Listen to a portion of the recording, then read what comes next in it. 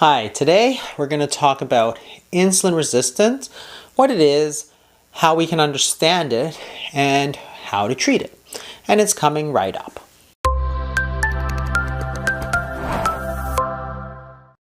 We worry about insulin resistance because it's linked to the metabolic syndrome. The metabolic syndrome is a constellation of high blood glucose, high blood pressures, abdominal obesity, and also high triglycerides. And that together really raises the risk of other diseases such as heart attacks, strokes, and cancer. So because it's such a big risk factor, we need to know what is insulin resistance and how we can treat it. So in this demonstration, we have glucose, which is demonstrated by the yellow circle, the cells, such as the liver cells, which is in the big circle, and the other thing is the insulin receptor. Insulin is a hormone that is naturally produced by the body, and it's produced in response to feeding. When we eat things, there are nutrients coming in our body, things like glucose and also things like protein can stimulate insulin. But for the most part, we worry about the effect on glucose, and that's what we think about when we think about insulin resistance. So in the normal situation, as we start to eat, the glucose starts to go up, and the insulin then attaches to the insulin receptor, which is on the cell surface, and together this is going to open up the doorway so that glucose now can enter the cell. And the cell needs this as a source of energy.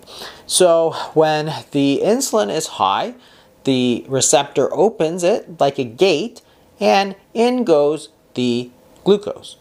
In that, once it's done, then the body has a source of energy. When it gets to fasting, when you're not eating, then the insulin levels go down. And that's the signal that your body is going to start to use it. Now this is the normal situation. You have a normal amount of glucose inside the cell. There's a functioning receptor on the surface of the cell.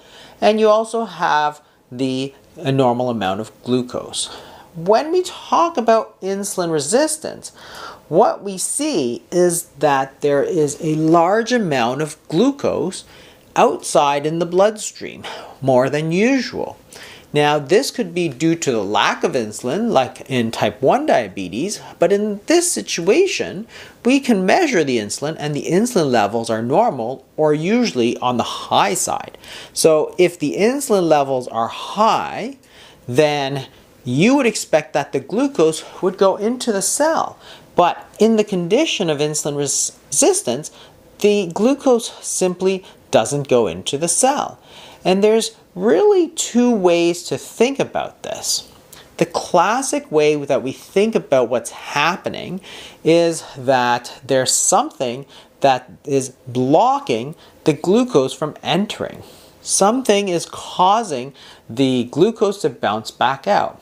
Just like a key will open a gate, we know the key is normal, which is the insulin. We know the gate is normal, but perhaps there's a piece of gum or something within that lock which is blocking.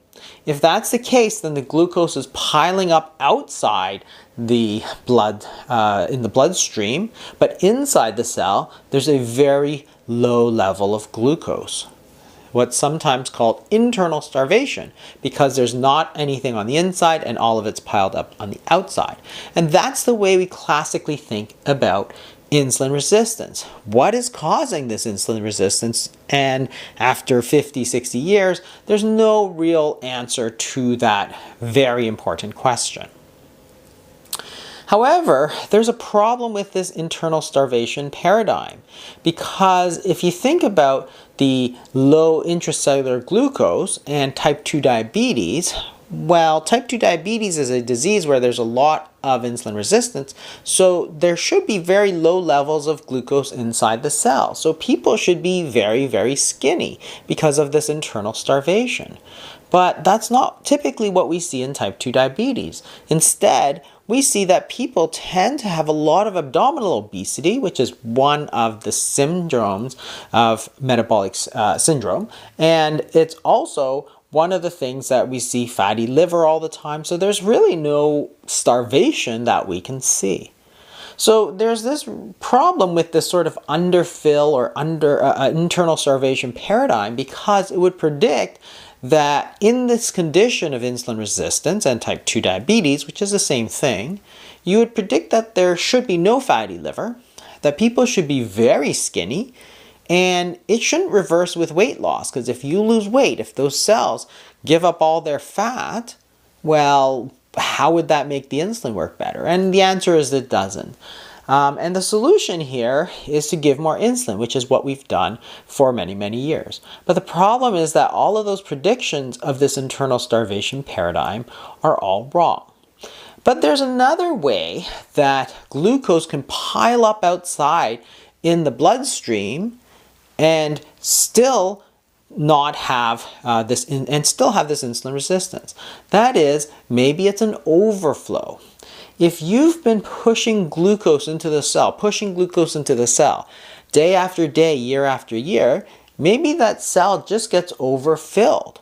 And as it becomes overfilled, you simply can't push any more glucose, and then you see the glucose piling up outside in the bloodstream.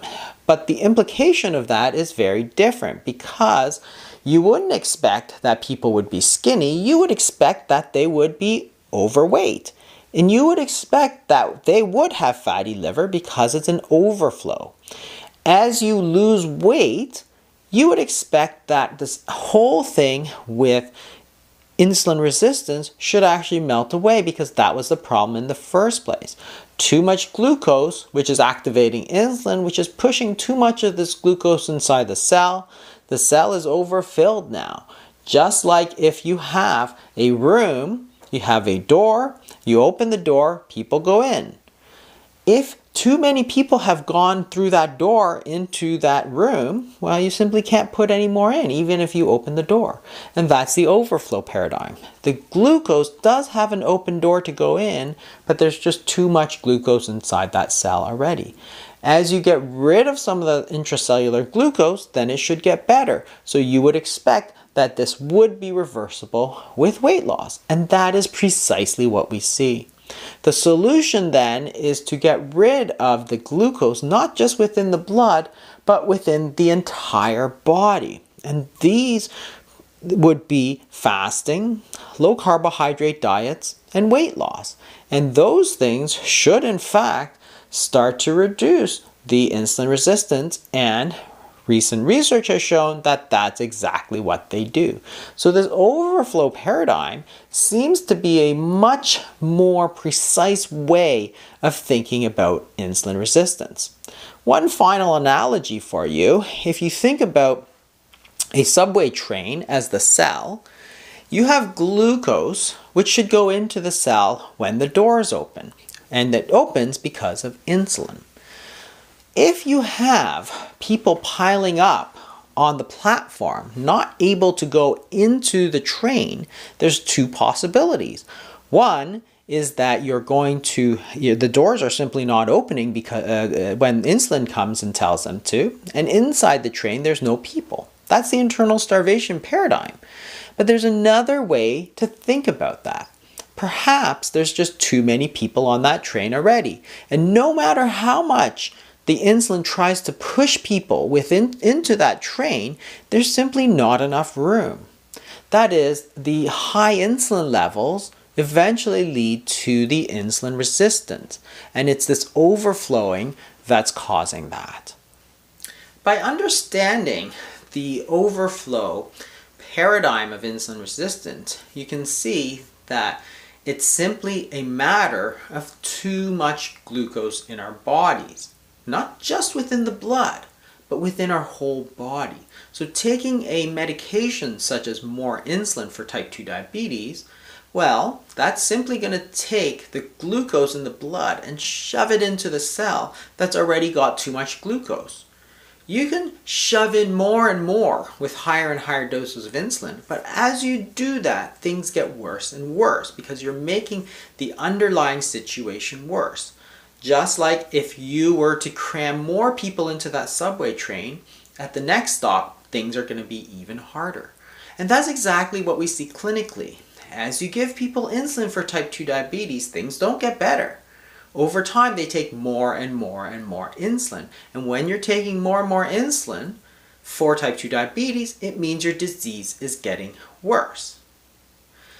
And people know this because as they take insulin, they start to gain weight. Why? Because the insulin is just shoving this glucose into the cell, and the cell is turning that into fat. As they gain weight, their type 2 diabetes gets worse, and they need more insulin. As they take more insulin, they gain more weight. As they gain more weight, they need more insulin, and it's a vicious cycle. It gets worse and worse and worse. Thanks for watching, everybody. I hope you learned something this week. If you did, you might want to check out some of these other videos on fasting and how that might make you be able to lose weight, get rid of the fatty liver, and reverse type 2 diabetes. And it's all free, it's available, anybody can do it. I'll see you next week.